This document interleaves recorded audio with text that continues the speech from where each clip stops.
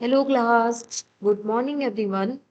Class, जैसे कि previous classes में हम न्यूरोलॉजिकल इमरजेंसी कंडीशंस के बारे में बात कर रहे थे, जिसमें मैंने आप लोगों को न्यूरोलॉजिकल इमरजेंसी कंडीशन के बारे में बताया था, अनकॉन्शियसनेस कंडीशन के बारे में बताया था, जो कि एक न्यूरोलॉजिकल डिसऑर्डर होता है, कंडीशन होती है।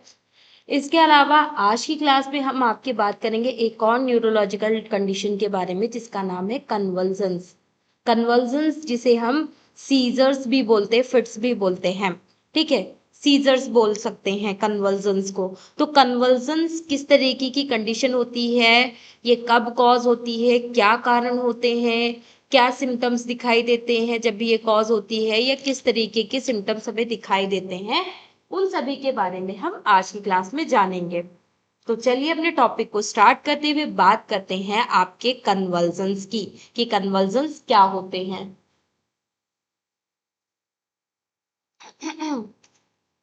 बेसिकली अगर हम कन्वल्जन्स की बात करें तो कन्वर्जन एक ऐसी अचानक से कॉज होने वाली एक ऐसी कंडीशन होती है जो कि इनवॉलेंट्री मूवमेंट्स करती है, जिन पे हमारा कोई भी कंट्रोल नहीं होता है। एक ऐसी बॉडी की एक्टिविटी परफॉर्म करती है जब भी हमारे ये कन्वल्जन्स आते हैं, जिसमें हमारी बॉडी इन सभी को अडॉप्ट नहीं, इन इस ऐसी कंडीशंस को अडॉप्ट नहीं कर पाती है, जिसकी वजह से क्या होता है, अनवांटेड मूवमेंट्स आपको दिखाई देते हैं। तो a conversion is a sudden uncontrolled and involuntary movement of the body. यह कन्वर्जन जो है हमारी अचानक से कॉज होने वाली अनकंट्रोल, जिन्हें हम कंट्रोल नहीं कर सकते, इनवॉलेंट्री, जिन पे हमारा खुद का कोई कंट्रोल नहीं होता है, एक ऐसे मूवमेंट होते हैं जो कि हमारी बॉडी में कॉज होते हैं।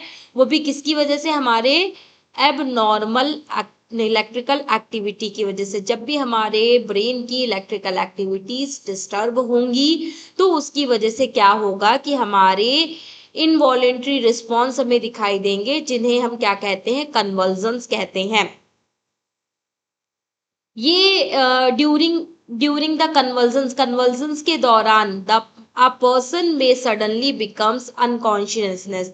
हाँ, इसमें पेशेंट जो है अचानक से जो कैजुअलिटी है वो अनकॉन्शियस हो जाता है, पेशेंट बेहोश हो जाता है, स्टिफनेस कॉज हो जाती है, बॉडी पूरी अकड़ जाती है, and develop repeated checking movement of the arms and legs. और इसमें हमें आपके कुछ जैकिंग मूवमेंट्स आपको दिखाई देते हैं आपके आर्म्स और लेग्स में। अगर हम सिंपल लैंग्वेज में बोले तो बेसिकली आपके जो कन्वर्जन्स जो है वो एक अचानक से कॉज होने वाली एक अनकंट्रोल्ड कंडीशन होती है, इन्वॉल्व, जो कि आपके इनवॉलेंट्री मूवमेंट्स को इंडिकेट करती है, इनवॉलेंट्री मूवमेंट्स करवाती है हमारी बॉडी में, जिसमें हमारी बॉडी की जो इलेक्ट्रिकल एक्टिविटीज जो होती हैं वो एबनॉर्मल हो जाती है, जिसकी वजह से ये कंडीशन हमारी कॉज होती है। जब हमारे ब्रेन की जो इलेक्ट्रिकल एक्टिविटीज है वो डिस्टर्ब होंगी किसी रीजन की वजह से, ड्यू टू सम रीजंस, उसकी वजह से क्या होता है, हमारे कन्वर्जन्स, हमें सीजर्स की कंडीशन दिखाई देती है, जिसमें आपको फिट्स आते हैं। तो कन्वर्जन कन्वर्जन क्या है, कन्वर्जन आर आ सिम्टम्स, ये हमारे कुछ सिम्टम्स होते हैं, नॉट अ डिजीज। ये कन्वर्जन हमारी कोई डिजीज नहीं होती, बल्कि बस ये हमारे कुछ सिम्टम्स होते हैं। दे में अकर्स ड्यूरिंग द सीजर्स, ये हमारे सीजर्स के दौरान ये हमारे कन्वर्जन्स दिखाई देते हैं, but not every seizures. But हमारे कोई हर एक सीजन हमारे विजिबल कन्वर्जन्स नहीं होते हैं। ठीक है,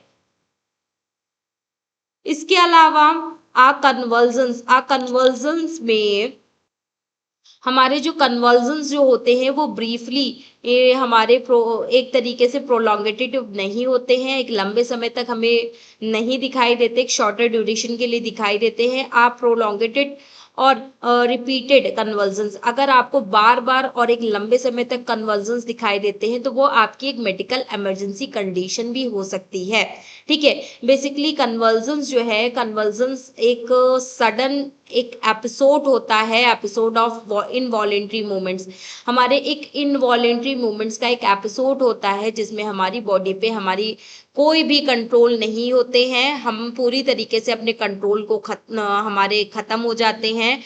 और ये जो है हमारे क्या करते हैं, जिसमें क्या होता है, हमारा कोई कंट्रोल ना होने की वजह से हमारे बॉडी के मूवमेंट्स बहुत ही ज़्यादा अनवांटेड तरीके से मूवमेंट करने लगते हैं। यूजुअली ये इसमें हमारे क्या होती है, इलेक्ट्रिकल एक्टिविटी, जो हमारी ब्रेन की जो इलेक्ट्रिकल एक्टिविटी जो होती है वो डिस्टर्ब हो जाती है, जिसकी वजह से हमारे इनवॉलेंट्री मूवमेंट्स हमें दिखाई देते हैं जिन पे हमारा खुद का कोई भी कंट्रोल नहीं होता है। वेन द ब्रेन सेल्स, जब भी हमारी ब्रेन सेल्स हमारे इसमें क्या होता है, हमारी जब भी हमारी ब्रेन सेल्स एक रॉन्ग या फिर बहुत ज़्यादा एक्सेसिवली इलेक्ट्रिकल सिग्नल्स प्रोड्यूस करने लगती हैं, तो ये अचानक से क्या करते हैं, they can cause sudden uncontrolled movement. ये हमारे अचानक से अनकंट्रोल्ड मूवमेंट को कॉज करते हैं हमारी बॉडी में। दिस इज कॉल्ड कन्वर्जन, यही हमारे कन्वर्जन्स कहलाते हैं। देखो, जब भी आपकी ब्रेन की इलेक्ट्रिकल एक्टिविटीज डिस्टर्ब होगी, ठीक है, किसी कारण की वजह से, किसी कॉज की वजह से, जब भी हमारे ब्रेन की इलेक्ट्रिकल एक्टिविटीज डिस्टर्ब होगी, तो उसमें हमारे क्या होगा कि हमारे ब्रेन की एक्टिविटी डिस्टर्ब होने की वजह से हमें कन्वर्जन्स, हमें फिट्स दिखाई देते हैं, जो कि जिस पे हमारा खुद का कोई कंट्रोल नहीं होता है, जिसे हम कंट्रोल नहीं कर पाते हैं। ठीक है, व्हेन द ब्रेन, जब हमारे ब्रेन सेल्स, जो हमारे ब्रेन की जो हमारे सेल्स है, जो नर्व सेल्स हैं, वो एक तरीके से सही से काम नहीं करती है, बहुत ज्यादा एक्सेसिवली आपके सिग्नल्स को प्रोड्यूस करती हैं या एक रॉन्ग सिग्नल्स को प्रोड्यूस करती हैं, तो उसकी वजह से हमें ये कन्वर्जन्स दिखाई देते हैं। कन्वर्जन्स के कई सारे कारण हो सकते हैं, जैसे कि एपिलेप्सी, या फिर हाई फीवर, या फिर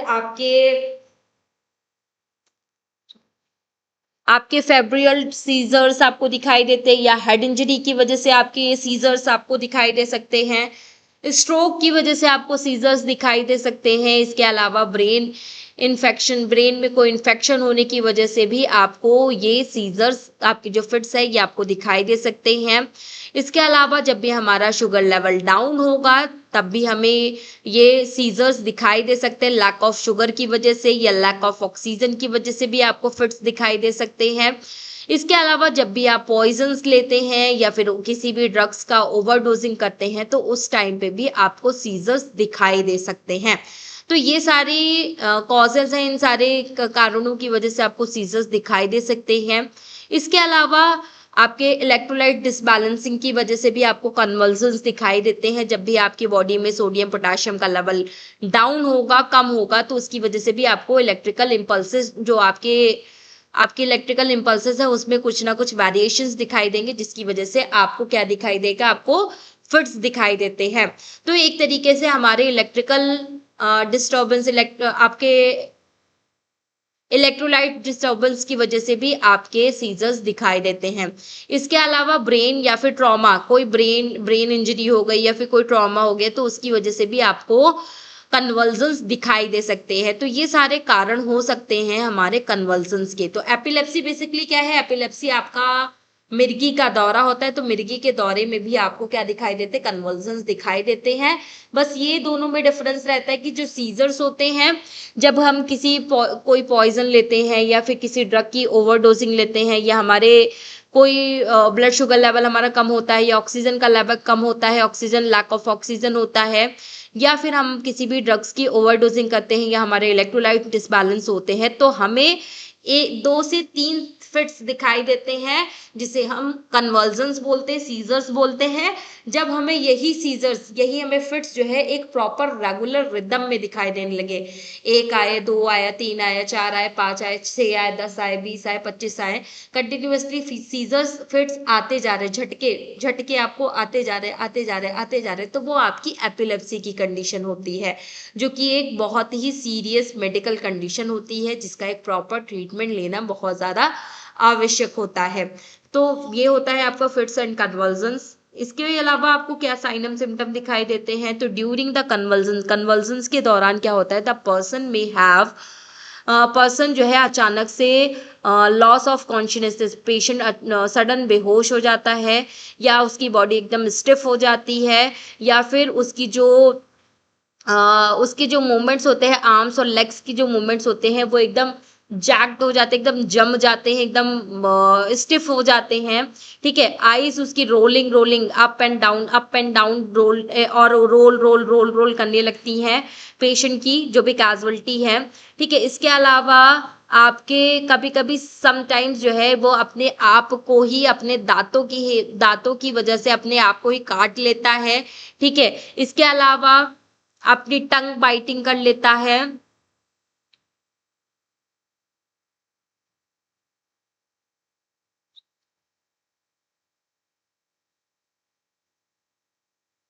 इसके अलावा ruling and flooring of the mouth from the mouth, आपको माउथ में ये भी दिखाई दे सकता है। इसके अलावा temporary loss of bladder control, आपका टेम्परली आपका ब्लैडर पे आपका कंट्रोल खत्म हो जाता है, जिसकी वजह से आपका समटाइम्स यूरिन भी पास हो जाता है। इसके अलावा डिफिकल्टी ब्रीदिंग, आपको ब्रीदिंग डिफिकल्टीज दिखाई देती है, और इसके अलावा आपको ब्लूइश कलर आपको दिखाई देता है, जो कि आपके साइनोसिस को इंडिकेट करता है। तो ये सारी सिम्टम्स आपको दिखाई देते हैं ड्यूरिंग द कन्वर्जन के दौरान। आफ्टर कन्वर्जन के बाद आपको क्या क्या सिम्टम्स दिखाई देते हैं, तो कन्वर्जन के बाद आपको कंफ्यूजन्स, आपके ड्राउननेस, या फिर आपके हेडेक, या फिर आपके मसल्स वीकनेस, या फिर आपकी स्लीपनेस, आपको इस तरीके की कंडीशंस आपको दिखाई देती हैं। ये सारे कंडीशंस आपको दिखाई देते हैं, ये सारे सिम्टम्स आपको दिखाई देते हैं जब भी आपके कन्वर्जन्स आते हैं उसके बाद। ठीक है, तो ये सारी चीजें एक तरीके से क्या है, आपको अफेक्ट करती हैं। इसके बाद आपका आता है कि ये तो आप अब हमने ये तो समझ लिया कि कन्वर्जन किसकी वजह से कॉज हुआ। ठीक है, क्या इसका कारण था। हाँ, इसके अलावा हाई फीवर भी जब आपको आता है, बहुत ज्यादा तेज बुखार आता है, तो उस टाइम पे भी आपको फिट्स दिखाई देते हैं। आपने समटाइम्स कभी कभी आप लोगों ने कुछ लोगों ने देखा होगा, जो लोग हॉस्पिटल्स में काम करते हैं, कि कभी कभी कोई पेशेंट ऐसे आते हैं जिनका बहुत ज्यादा फीवर बढ़ जाता है, तो वो जब आपके हॉस्पिटल में आते हैं तो वो लोगों को पहचानने से इनकार कर देते हैं, अपने फैमिलीज को नहीं पहचान पाते हैं, अपने घर वालों को नहीं पहचान पाते, वो कहाँ है, उनका क्या नाम है, वो कहाँ रहते हैं, वो सारी चीजें वो भूल जाते हैं। ठीक है, किसी भी एज में आपको दिखाई दे सकता है, ये सारी चीजें कंफ्यूजन क्रिएट कभी भी किसी भी एज में दिखाई दे सकती हैं, तो वो सारी चीजें भी आपको दिखाई देती हैं। इसके अलावा एपिलेप्सी की वजह से भी आपको फिट्स दिखाई देते हैं, जिसको आपके मिर्गी के दौरे आते तो उनमें भी आपको फिट्स आपको दिखाई देते हैं। इसके अलावा कभी कभी जब हमारी ब्रेन इंजरी होती है या कोई ट्रॉमा होता है, तो उसकी वजह से भी हमारे फिट्स हमें दिखाई देते, सीजर्स दिखाई देते, या कभी कभी समटाइम बहुत ज्यादा ब्लड लॉस होने की वजह से जब स्ट्रोक की कंडीशन कॉज होती है, या हैमरेज जैसी कंडीशन कॉज होती है, तो वहां पर भी आपको सीजर्स फिट्स वगैरह आपको दिखाई देते हैं। ठीक है, कभी कभी समटाइम्स ब्लड शुगर लेवल की वजह से भी आपको दिखाई देते, कैल्शियम लेवल कम होने की वजह से भी आपको दिखाई देते हैं, सोडियम का लेवल कम होने की वजह से भी आपको दिखाई देते हैं, कभी कभी किडनी और लिवर फेल्योर की वजह से भी आपको ये सीजर्स दिखाई देते हैं। तो ये सारे आपके कंडीशंस हो सकते हैं। इसके अलावा आपके हिस्टीरिया जैसी कंडीशंस में भी आपको फिट्स दिखाई दे सकते हैं, जिसमें इसके अलावा आपके जब भी कोई इमोशनल स्ट्रेस, बहुत ज्यादा स्ट्रेस लेता है, तो उसमें भी आपको कन्वर्जन्स दिखाई दे सकते हैं। ठीक है, बाकी मैंने सिम्टम्स आपको क्या क्या बताया कि आपका अचानक से पेशेंट अनकॉन्शियस हो जाता है। इसके अलावा हेडेक, फीवर, स्टिफनेस, ठीक है, डिजीनेस, अनकॉन्शियसनेस, आपकी ब्रीदिंग प्रॉब्लम्स आपको होने लगती है, आप अपने टंग को बाइट कर लेते हो। ठीक है, इसके अलावा आईज जो है आपकी रोल्ड होने लगती है, अप एंड डाउन होने लगती है। ठीक है, इसके अलावा लॉस ऑफ ब्लैडर, आप अपने ब्लैडर पे अपना जो कंट्रोल है वो खो देते हो, बॉवल मूवमेंट्स पे आप अपना कंट्रोल खो देते हो, जिसकी वजह से स्टूल भी पास हो जाता है और यूरिन भी आपका पास हो जाता है उस टाइम पे। इसके अलावा आपको बॉडी में बहुत ज्यादा पेन, फीवर, वो सारी चीजें आपको दिखाई देती हैं। अब जानते हैं कि अब आपको फर्स्ट एड ट्रीटमेंट क्या देना है इस केस में, आपको किस तरीके से पेशेंट को रीअश्योर करवाना है, कैसे पेशेंट को सेव करना है। तो सबसे पहले पेशेंट को रीअश्योर कर ड्यूरिंग द कन्वर्जन के दौरान आपको क्या करना है, रीअश्योर द कैजुअलिटी को रीअश्योर करवाना है, स्टे काम, पेशेंट को शांत करवाना है and stable with the person, और पेशेंट को स्टेबल रखना है, स्टेबल करवाना है कि वो जगह एक ही जगह पे स्टेबल हो जाए जिससे कि उसे कोई चोट ना लगे, क्योंकि जब इनवॉलेंट्री मूवमेंट्स होते हैं तो वो अपने हाथ पैर इधर उधर मारता रहता है, जिसकी वजह से हमें कई सारी इंजरीज भी होने लगती है, कई सारी इंजरीज कॉज हो जाती है। तो उन उसको रोकने के लिए हमें पहले पेशेंट को शांत कराना, शांत हो जाइए, शांत हो जाइए, एकदम शांत हो जाइए, कोई उसको मूवमेंट करने नहीं देना है। देन क्या करना है, protect the person from the injuries, patient को इंजरीज से प्रोटेक्ट करना है जिससे कि कोई इंजरीज कॉज ना हो।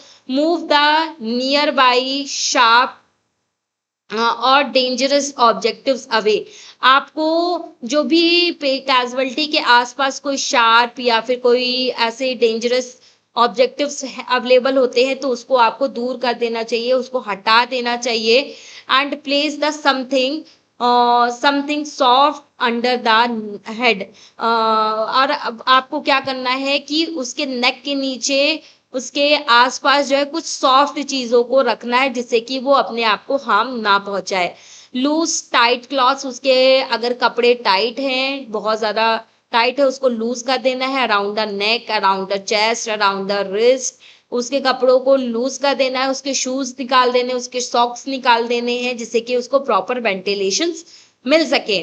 ठीक है, तो उसके लिए आपको क्या करना है, उसके कपड़ों को लूज कर देना है। देन आपको क्या करना है, डू नॉट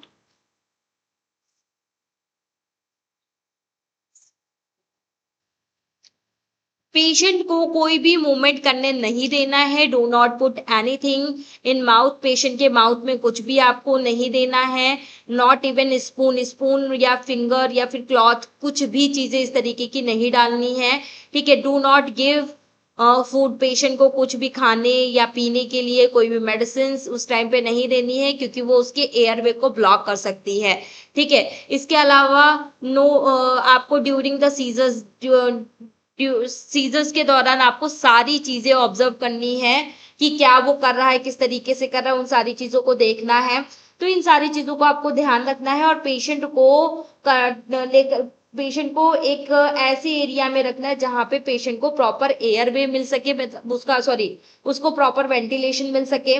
और अगर उसके एयर वे में कुछ फंसा हुआ है, उसके एयर वे को हम क्लीन करेंगे जिससे कि उसको चोकिंग जैसी कंडीशन कॉज ना हो, क्योंकि इस टाइम पे क्या होता है कि टंग को वो अपने बाइट करता है और वहीं पे ही वो टंग फंस जाती है, या सलाइवा या फिर वोमिट कभी कभी वहां फंस जाता है, जिसकी वजह से हमारा जो एयरवे जो होता है उस टाइम पे ब्लॉक हो जाता है। तो हमें एयरवे को ब्लॉक नहीं होने देना है, अनब्लॉक करना है।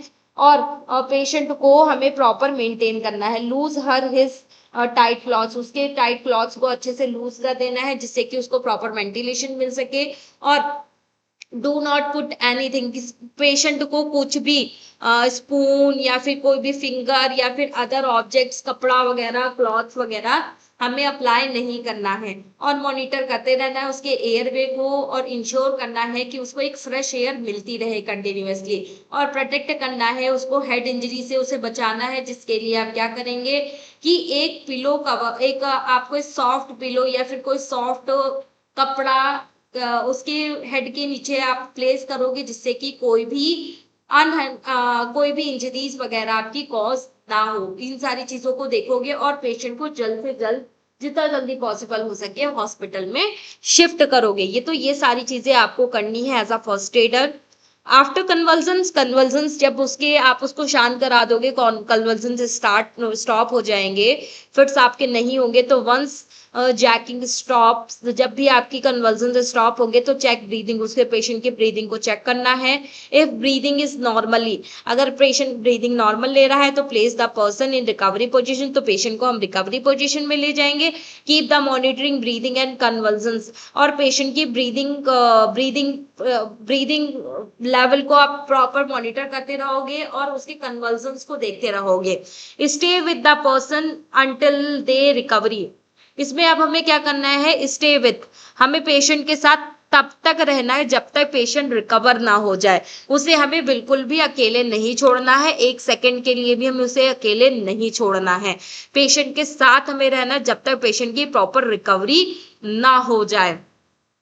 If the person is not breathing normally, अगर पेशेंट नॉर्मल ब्रीदिंग नहीं ले रहा है तो कॉल एम्बुलेंस सर्विसेज, आपको इमरजेंसी मेडिकल सर्विसेज को तुरंत कॉल करना है, एम्बुलेंस को कॉल करना है एंड स्टार्ट सीपीआर, और पेशेंट को सीपीआर देना है अगर ब्रीदिंग नहीं चल रही है तब। और जल्द अगर आपके पास अवेलेबल है एईडी, आपके ऑटोमेटेड डिफिब्रिलेशन मशीन, तो आपको वो भी प्रोवाइड करना है। बाकी सीजर्स की वजह से कई सारे कॉम्प्लिकेशंस हो सकते हैं, लाइक कई सारी हमारी इंजरीज कॉज हो सकती है। जब भी हमें फिट्स आते हैं तो हम नीचे गिर जाते हैं जमीन पे और फेल डाउन, नीचे गिर जाने की वजह से हमारी कई सारी इंजरीज हो सकती हैं।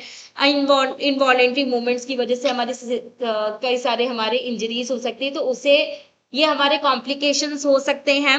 ठीक है, इसके अलावा आपकी ब्रीदिंग डिफिकल्टीज हो सकती है, एक्सफाइजिया की कंडीशन आपको दिखाई दे सकती है, उसमें दम घुट सकता है पेशेंट का, तो वो सारी कंडीशंस आपको दिखाई दे सकती है। इसके अलावा आपके एयरवे में कोई ना कोई चीज फंस सकती है, जैसे म्यूकस है या वॉमिट है, वो फंस सकता है जो कि एयरवे को ब्लॉक कर सकता है, जिसकी वजह से रेस्पिरेटरी इमरजेंसी कंडीशन कॉज हो सकती है। इसके अलावा ब्रेन इंजरीज आपकी हो सकती है। ठीक है, इसके अलावा लैक ऑफ ऑक्सीजन, जब भी आपकी ब्रेन इंजरीज होंगी तो लंबे समय के लिए जब लैक ऑफ ऑक्सीजन होगा तो उसकी वजह से भी पेशेंट को बहुत ज्यादा कॉम्प्लिकेशंस हो सकते हैं। इसके अलावा ये जो एक तरीके से ये आपके डेथ को भी कॉज कर सकता है, इसमें डेथ होने के भी चांसेस हो सकते हैं। तो ये सारी चीजें आपको दिखाई देती हैं, ये सारे कॉम्प्लिकेशंस आपको दिखाई देते हैं ड्यूरिंग सीजर्स। इसके अलावा ओवरऑल तो यही, ये क्या है हमारा जो है कन्वर्जन्स है, जिसमें मैंने आप लोगों को बताया कि कन्वर्जन्स क्या होते हैं, किस तरीके से कन्वर्जन्स कॉज होते हैं। ओवरऑल देखें तो जब भी हमारे ब्रेन की इलेक्ट्रिकल एक्टिविटीज जब एबनॉर्मल होंगी, हमारे ब्रेन की इलेक्ट्रिकल एक्टिविटीज बहुत ज्यादा बढ़ जाएंगी या फिर कुछ उसमें वेरिएशंस आ जाएंगे, तो उसकी वजह से आपको सीजर्स या फिर कन्वर्जन्स दिखाई देगा, जिसकी वजह से आपकी क्या होगी, आपकी बॉडी जो है एकदम स्टिफ हो जाएगी, अकड़ने लगती है, और बॉडी जब अकड़ने लगती है तो पेशेंट की जो मूवमेंट्स है वो अनकंट्रोल्ड हो जाता है, इनवॉलेंट्री मूवमेंट्स आपको दिखाई देते हैं, जिसमें आपका जो पेशेंट जो होता है वो अनकॉन्शियस हो जाता है, पेशेंट बेहोश हो जाता है समटाइम्स, और प्रोटेक्ट फ्रॉम द इंजरी, और ये हमारे कई सारी इंजरीज को फॉर्म करता है, अपने बॉडी को प्रोटेक्ट नहीं कर पाता है इनवॉलेंट्री मूवमेंट्स की वजह से, जिसकी वजह से कई सारी इंजरीज आपकी कॉज होती है। डू नॉट रीस्टार्ट, इसमें आप इसको एक तरीके से आप अपने माउथ को अपने मुंह से ही, अपने जो कैजुअलिटी होता है वो अपने आप से ही अपने दांतों से ही अपने माउथ को, अपने टंग को बाइट कर लेता है, काट लेता है, जिसकी वजह से क्या होता है कि आपके एक तरीके से माउथ में इंजरीज भी हो जाती है, आपके टंग बाइटिंग की वजह से भी कई सारे घाव वहां पे बन जाते हैं, वुंड वगैरह कॉज हो जाते हैं। और आफ्टर सीजर्स रिकवरी पोजीशन पे हम पेशेंट को ले जाते हैं और पेशेंट की ब्रीदिंग वगैरह मॉनिटर करते रहते हैं। इफ द ब्रीदिंग एबनॉर्मल, अगर ब्रीदिंग एबनॉर्मल है तो हम पेशेंट को सीपीआर देते हैं और एक इमरजेंसी मेडिकल सर्विसेज को कॉल करते हैं। और convulsions is a sudden involuntary, जो कन्वर्जन्स, तो हम इस तरीके से क्या करते हैं, मेडिकल इमरजेंसी को कॉल करते हैं और पेशेंट को जल्द से जल्द हॉस्पिटल शिफ्ट करते हैं। तो कन्वर्जन्स क्या है, बेसिकली कन्वर्जन एक अचानक से सडन इनवॉलेंट्री अनकंट्रोल्ड कंडीशन होती है, जिसे हम कंट्रोल नहीं कर पाते हैं, ये हमारे कंट्रोल में नहीं होती, अचानक से कॉज हो जाती है ये कंडीशन, लैक ऑफ ऑक्सीजन की वजह से, लैक ऑफ शुगर लेवल की वजह से, लैक ऑफ इलेक्ट्रोलाइट्स इम्बैलेंसिंग की वजह से, लैक ऑफ सोडियम पोटेशियम की वजह से आपकी ये कंडीशन कॉज हो सकती है, जिसकी वजह से आपकी मसल्स स्टिफ हो जाती है, अकड़ने लगती है, और आपकी एबनॉर्मल इलेक्ट्रिकल एक्टिविटीज आपको दिखाई देती हैं, जो कि आपके ब्रेन की इलेक्ट्रिकल एक्टिविटीज एबनॉर्मल हो जाती है। तो यही सारी चीजें आपको दिखाई देती हैं कहाँ, आपके कन्वर्जन्स में। तो कन्वर्जन्स क्या है, बेसिकली हमारे एक ऐसी कंडीशन है जिसमें हमारे जो इलेक्ट्रिकल इंपल्सेस जो है, इलेक्ट्रिकल एक्टिविटीज जो है वो डिस्टर्ब हो जाती हैं ड्यू टू सम रीजंस, हमारे कई सारे कारणों की वजह से, या हमारे हाई फीवर, स्ट्रोक, या फिर बहुत ज्यादा ब्लड लॉस होने की वजह से, या फिर आपके हैमरेज होने की वजह से, या हेड इंजरी होने की वजह से, या आपके इलेक्ट्रोलाइट्स इम्बैलेंसिंग की वजह से, या शुगर लेवल कम होने की वजह से, लैक ऑफ ऑक्सीजन की वजह से आपकी ये कंडीशंस कॉज हो सकती है, जिसे हम क्या बोलते हैं, कन्वर्जन्स बोलते हैं, जिसे हम सीजर्स भी बोलते हैं बेसिकली। इसमें कुछ आपके फिट्स आते हैं, झटके आते हैं, जो आपके एक दो दो या दो तीन आपको झटके दिखाई देते हैं, तो वो आपके सीजर्स हैं। और अगर आप यही फिट्स आपको 4 5 10 20 25 50 इस तरीके से कंटिन्यूअसली आपके फिट्स आने लगते हैं, तो उसको हम एपिलेप्सी की कंडीशन बोलते हैं। तो यही आज का हमारा टॉपिक था, कन्वर्जन्स, जिसके बारे में मैंने आप लोगों को बताया।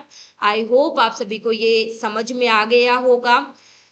ठीक है, तो हम नेक्स्ट क्लास में आपके नेक्स्ट टॉपिक के साथ मिलते हैं। तो फिलहाल आज की क्लास हम यहीं तक रखते हैं। नेक्स्ट क्लास में नेक्स्ट टॉपिक के साथ मिलेंगे। Okay class, thank you so much everyone. हाँ क्लास, आप सभी के लिए एक इम्पॉर्टेंट इंफॉर्मेशन है। अगर आपका खुद का मेडिकल स्टोर है और आप अपने मेडिकल स्टोर को किसी फार्मा क्लिनिक पे कन्वर्ट करना चाहते हैं, अपना खुद का फार्मा क्लिनिक खोलना चाहते हैं, जिसके लिए आप लीगली तरीके से आप अपने एक लीगल वे में आप अपने खुद का फार्मा क्लिनिक ओपन करना चाहते हैं, तो उसके लिए आप सीसीएच कोर्स कर सकते हैं। सीसीएच कोर्स जो कि एक सर्टिफिकेट कोर्स होता है, जो कि हमारा एक ऐसा कोर्स है जिसमें आपको एक सर्टिफिकेशन कोर्स होता है, जिसमें आपको फार्मा क्लिनिक, अपना खुद का फार्मा क्लिनिक ओपन करने के लिए एक प्रॉपर लीगली वे में आपको एथोराइज किया जाता है, आपको अथॉरिटी दी जाती है, जिससे कि आप खुद का अपना फार्मा क्लिनिक ओपन कर सकते हैं और डॉक्टर से वीडियो कॉल्स पे या कॉल्स पे या फिर टेक्स्ट मैसेज पे आप उनसे